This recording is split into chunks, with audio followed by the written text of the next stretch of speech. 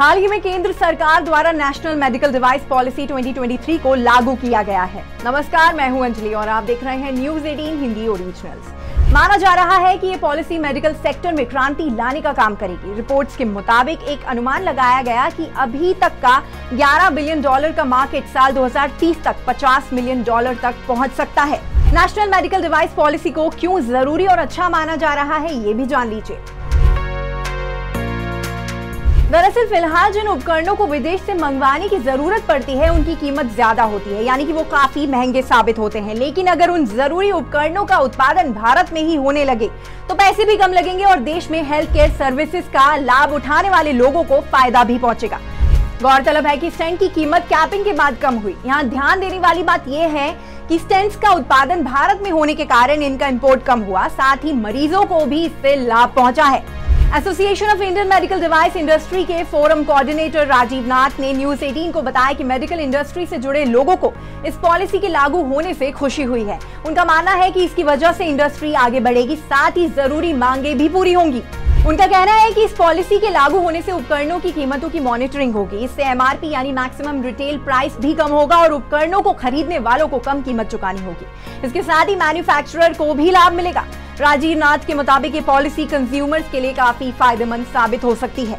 दरअसल भारत में ज्यादातर मेडिकल डिवाइसेस की कीमतों पर कोई कैपिंग नहीं है, जिसकी वजह से कुछ निजी अस्पताल मनमर्जी कर अपने हिसाब से ब्रांड बेच देते हैं, जिसमें वो इस बात का ध्यान तक नहीं रखते कि मरीज का फायदा हो रहा है या नहीं।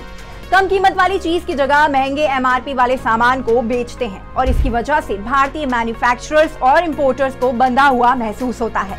मसलन जिस चीज या ब्रांड की डिमांड की जाएगी उसे सप्लाई किया जाएगा।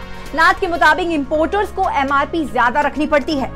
सरकार ने हिमाचल प्रदेश, उत्तर प्रदेश, मध्य प्रदेश और तमिलनाडु में 4 मेडिकल डिवाइसेस पार्क्स को सेटअप करने और PLI योजना को इंप्लीमेंट करना शुरू कर दिया है। योजना के तहत अब तक कुल 26 परियोजनाओं को मंजूरी दे दी गई है। बताया जा रहा है कि इसमें 1206 करोड़ रुपए का निवेश किया गया है। इसके अलावा 37 उत्पादों को तैयार करने वाली कुल 14 परियोजनाओं को शुरू किया गया है। मॉडर्न मेडिकल डिवाइसेस का घरेलू निर्माण भी शुरू हो गया है। इसमें MRI scan, CT scan, mammogram, C arm, MRI coil, अत्याधुनिक एक्सरे ट्यूब आदि को शामिल किया गया है। कहा जा रहा है कि आने वाले समय में 12 उत्पादों को तैयार करने की शुरुआत भी की जाएगी।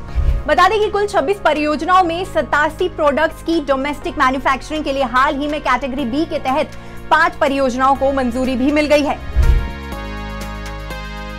PIB.gov.in के मुताबिक भारत के मेडिकल डिवाइसेस सेक्टर का योगदान और भी ज्यादा जरूरी हो गया है, क्योंकि भारत ने ventilator, rapid antigen test kits जैसे मेडिकल उपकरणों और डायग्नोस्टिक किट्स का बड़े पैमाने पर उत्पादन किया है और इसके जरिए कोरोना महामारी के खिलाफ जंग लड़ी है।